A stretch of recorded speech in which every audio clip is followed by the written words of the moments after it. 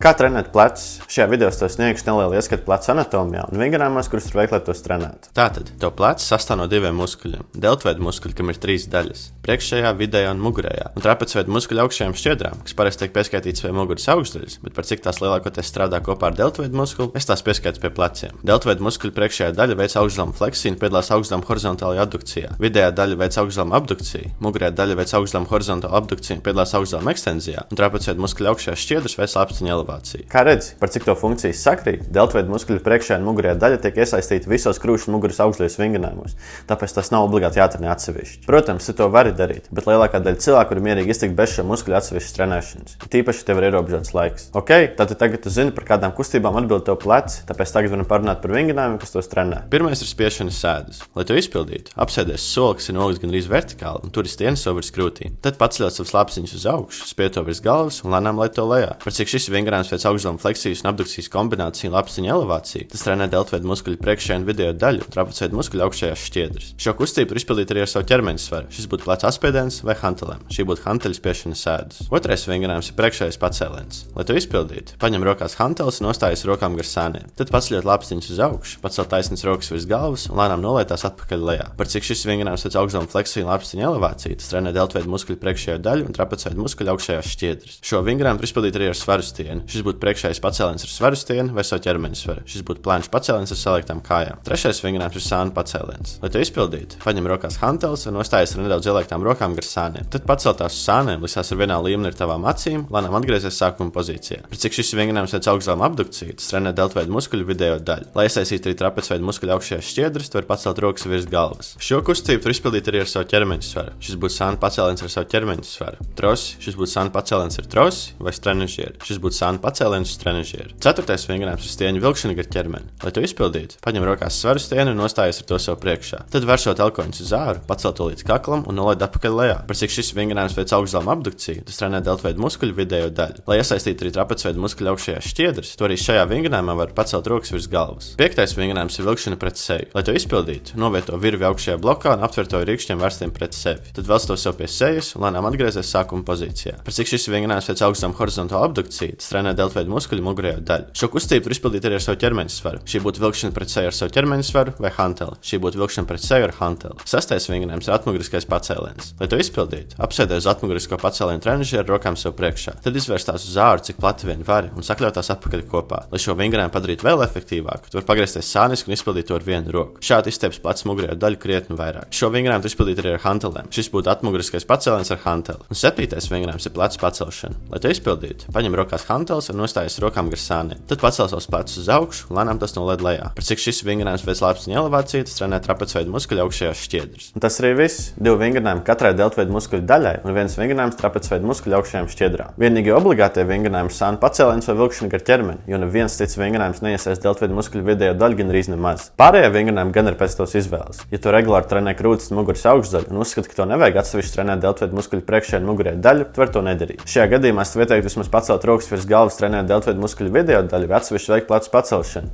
lai trapecveida muskuļu augšējās šķiedras arī tiktu trenētas. Izpildot šos vingrinājumus, trenēs tuvu spēku izsīkumam ar svaru, ar ko tur izīt vismaz 5, bet ne vairāk par 30 atkārtojumiem. Es tev ieteiktu izvēlēties tikai vienu vingrinājumu katru deltveida muskuļu daļai un izpildīt 2 līdz 3 piegājienus 2 līdz 3 reizes nedēļā. Katru nedēļu palielinot atkārtojumu skaitu vai svaru. Ja tu jūti, ka tu vari ātrāk atjaunoties, tu vari veikt vairāk piegājienus vai trenēties biežāk. Ceru, ka tev šis video noderēja un tiekamies nākamajā video par augšgalumu trenēšanu. Čau!